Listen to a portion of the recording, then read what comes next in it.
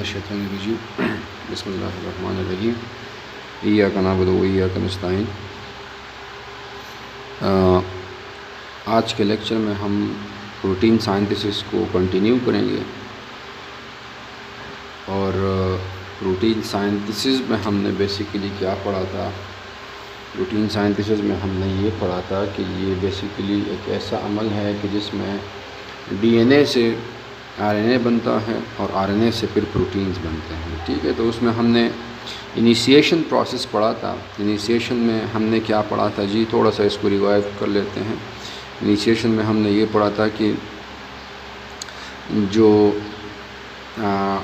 RNA polymerase है वो attach हो जाता है। ठीक है, प्रोमोटर रीजन के साथ। प्रोमोटर रीजन दो हिस्सों पर मुश्तमिल है, एक डाटा बॉक्स है, ठीक है, और दूसरा जो है वो कैट बॉक्स है। ठीक है, तो लाइक दिस इज़ डीएनए। ठीक है, this place has to be transcribed.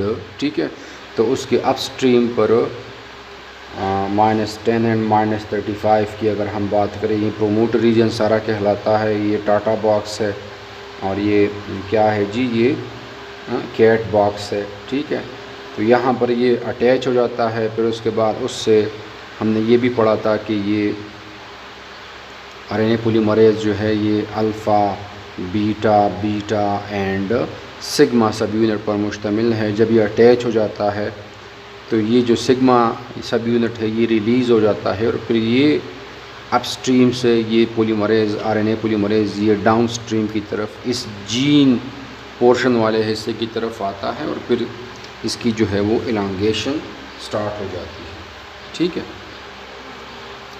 तो हमने आज पढ़ना ये है कि इलांगेशन किस तरह होती है और टर्मिनेशन किस तरह होती है। ठीक है, सबसे पहले आपको ये पता होना चाहिए कि जो आरएनए पॉलीमरेज है ये मैंने आपको बताया था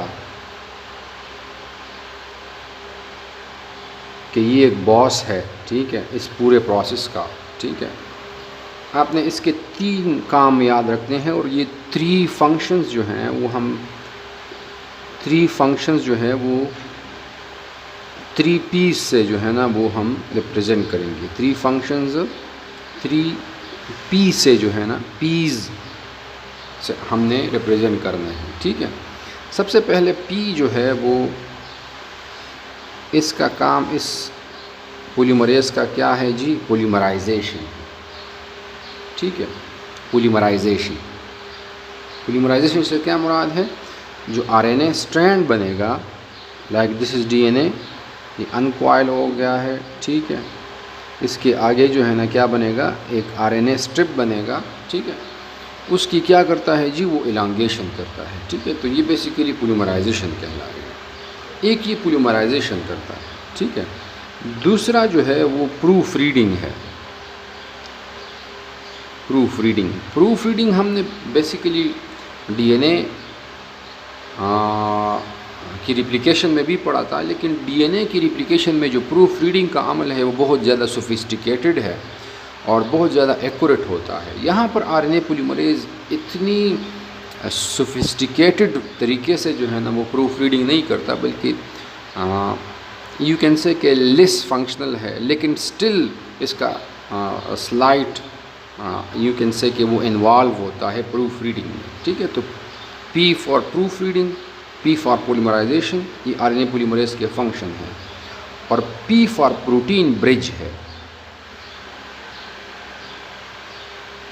ठीक है, प्रोटीन ब्रिज। तो प्रोटीन ब्रिज से क्या मुराद है?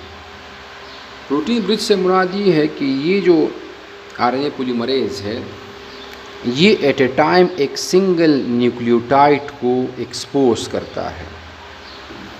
समझ आ रही है? एक सिंगल न्यूक्लियोटाइड को ये एक्सपोज करता है। एक सिंगल न्यूक्लियोटाइड, ये से फॉर एग्जांपल ये डीएनए है ना।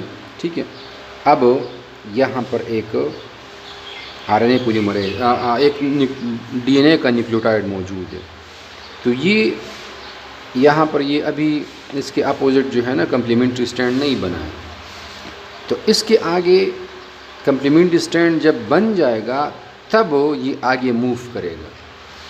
तब बाकी जो न्यूक्लियोटाइड्स हैं उसको एक्सपोज करेगा, ठीक है।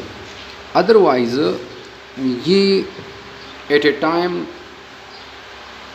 बहुत सारे न्यूक्लियोटाइड्स के आगे जो है ना वो क्या नहीं ऐड कर सकता है जी, न्यूक्लियोटाइड्स ऐड नहीं कर सकता, ठीक है। So this is basically a protein bridge, ठीक है, कि जिसमें एट ए टाइम एक सिंगल न्यूक्लियोटाइड एक्सपोज होता है और उसके आगे जो है ना वो क्या डाल दिया जाता है जी, उसके आगे एक न्यूक्लियोटाइड डाल दिया जाता है। So these are the 3 P's which is the function of what RNA polymerase, ठीक है। अब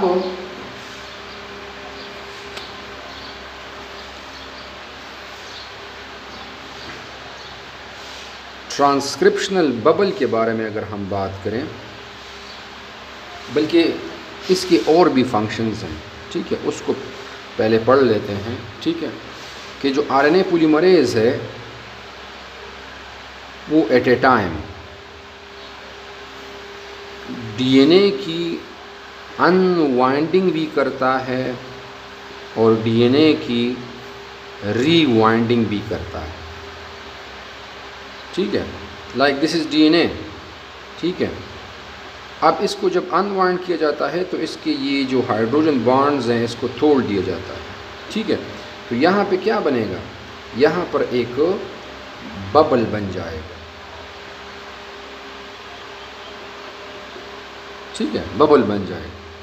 तो जब ये हाइड्रोजन बॉन्ड ये तोड़ेगा RNA पॉलीमरेज तो DNA अनवाइंड हो जाएगी। ये RNA पॉलीमरेज जब आगे की तरफ मूव करेगा तो ये जो DNA है ये दोबारा से जो है ना वो अपने इस फॉर्म में आ जाएगी, ठीक है। तो DNA क्या हो गया जी, DNA रीवाइंड हो गया। तो RNA पॉलीमर अब DNA की रिप्लिकेशन में जब हम बात करते हैं तो DNA को कौन सेपरेट करता है, DNA को हेलिकेज सेपरेट करता है। यहाँ पर कौन कर रहा है, यहाँ पर RNA पॉलीमरेज सेपरेट कर रहे हैं, ठीक है। और DNA पॉलीमरेज में रीवाइंडिंग कब होगी, जब single standard binding proteins remove हो जाएंगे, तब ये यहाँ पर किसी किस्म के सिंगल स्टैंडर्ड बाइंडिंग। तो जब RNA पॉलीमरेज आगे की तरफ मूव करता है ये ऑटोमेटिकली क्या हो जाता है, ये DNA ये रीवाइंड हो जाता है, ठीक है। अच्छा जी, अब तो जो DNA है, जो RNA पॉलीमरेज है वो एडिशन ऑफ न्यूक्लियोटाइड्स करता जाता है और क्या बनती जाती है जी, RNA एक स्ट्रिप जो है ना वो बनती जाती है। Like this is DNA। अब मैंने आपको ये भी बताया था कि जो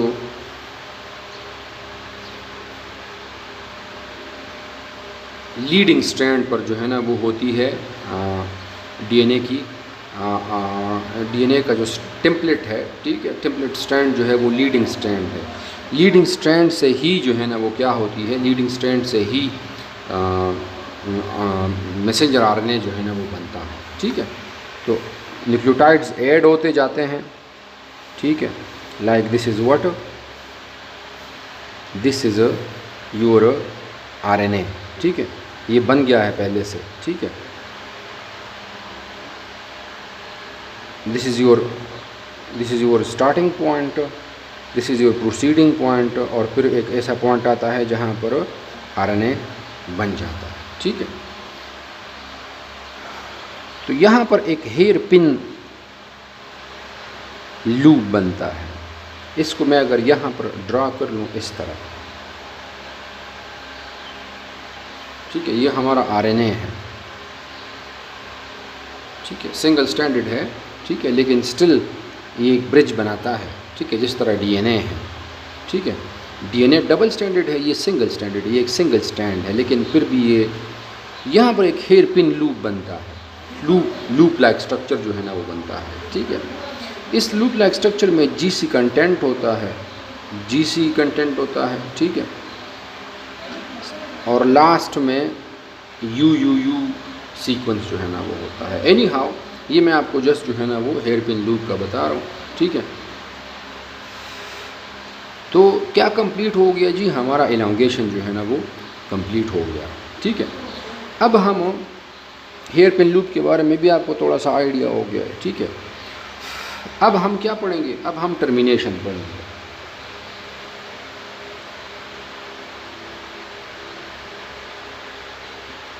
टर्मिनेशन में क्या होता है, टर्मिनेशन में होता ये है कि डीएनए मॉलिक्यूल जो है ना वो क्या हो जाता है जी, वो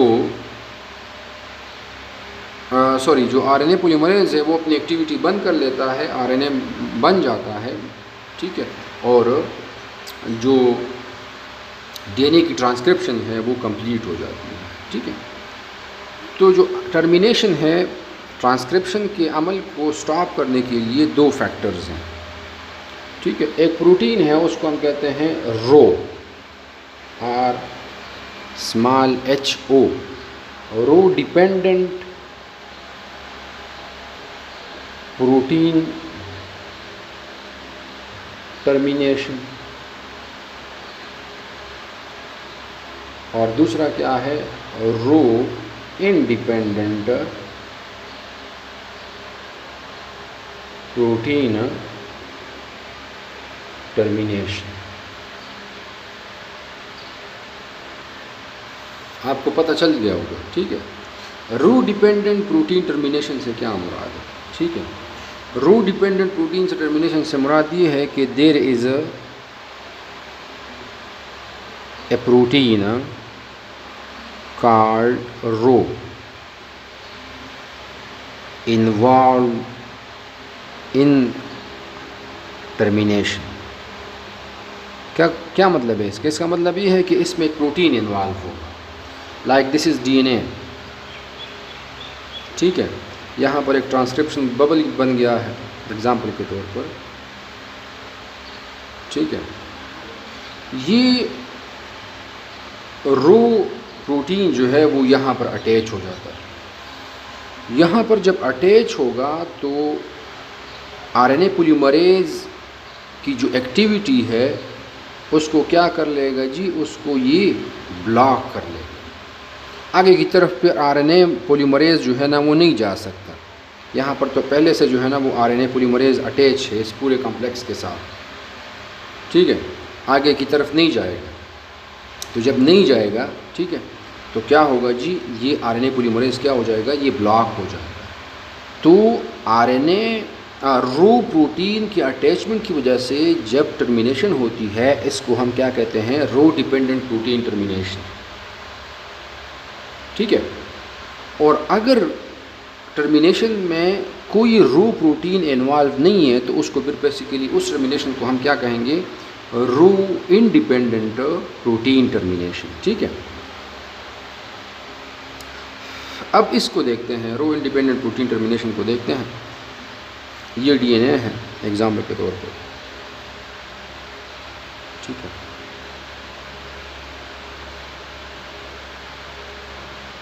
ये आपका ट्रांसक्रिप्शनल बबल है। ठीक है, मैसेंजर आरएनए जो है ना वो पहले से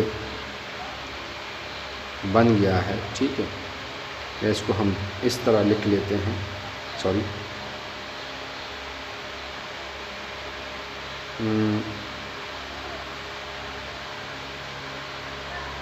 ठीक है, ये अभी बन रहा है। ठीक है, और ये जो है ना ये पहले से बना हुआ है। ठीक है, ये अभी बन रहा है। समटाइम्स होता ये है कि हेयर पिन लूप में जो जीसी कंटेंट है, ठीक है, हेयर पिन लूप ये आरएनए है बेसिकली। तो जो हेयर पिन लूप है उसमें जीसी कंटेंट जो है या जीसी न्यूक्लियोटाइड जो बेस पेयर जो है ना वो इंक्रीज़ हो जाते हैं। ठीक है, और जो आरएनए का जो लास्ट पार्ट है उस पर यूरासिल बेस पेयर की कंसंट्रेशन जब इंक्रीज़ हो जाती है तो इस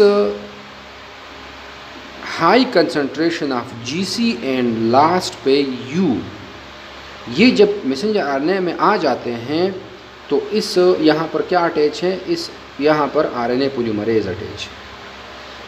तो इस आरएनए पॉलीमरेज को पता चल जाता है कि जी मैंने अब क्या करनी है, मैंने अब टर्मिनेशन करनी।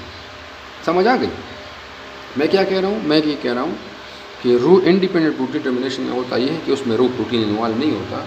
आरएनए में जब हेयर पिन लूप में जब जीसी कंटेंट इंक्रीज हो जाता है और लास्ट पे यू बेस पेयर की कंसंट्रेशन हाई हो जाती है, तब this is basically a signal for what RNA polymerase कि जी अब मैंने जो आरएनए मॉलिक्यूल है अब मैंने और नहीं बनाना, जो हमारा जीन है वो ट्रांसक्राइब्ड हो गया है, ठीक है, ट्रांसक्रिप्शन उसकी हो गई है, ठीक है, और अब मैंने अब जो प्रोसेस है उसको क्या करना है जी, उसको मैंने स्टॉप करना है।